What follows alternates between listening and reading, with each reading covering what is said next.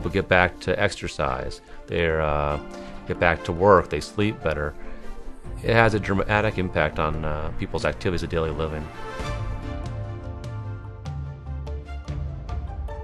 I think the return to independence is probably the most dramatic thing people feel after having a joint replacement. Hip replacement is usually indicated when patients are suffering from pain and they're unable to do their, say, activities of daily living. The pain typically is severe pain that may disrupt their sleep or prevent them from walking any distance. The location of the pain is also very important. Hip disease usually causes pain that's in the groin area and thigh, and less likely pain in the buttock, which is usually attributable to diseases of the spine or problems of the spine. Very often having trouble walking, and a lot of people have trouble sleeping at night, and that's usually a pretty good indication that their non-operative treatment's not working. And people have trouble sleeping, they're not very good at their job, they often become irritable, and it changes their whole personality. And that's often the last step when people really can't sleep at night because of their pain. Oftentimes they've tried other medications or they've been to see other doctors. Sometimes they will come in and someone has told them they have hip arthritis, and so we can go from there. For hip replacement, what we do is take the part that's worn out, which is in the hip joint here, at the ball and socket, and remove the ball by cutting this part off with a saw and getting rid of the arthritic femoral head.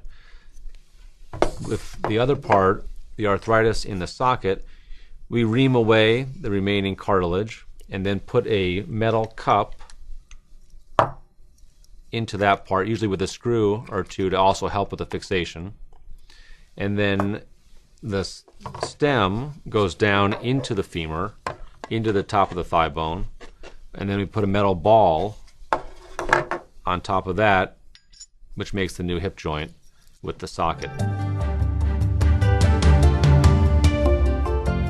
So patients often want to know how long is the operation, how long will they be in the hospital, and what's the recovery. And the operation, as you know, has been around for decades, so it is about an hour.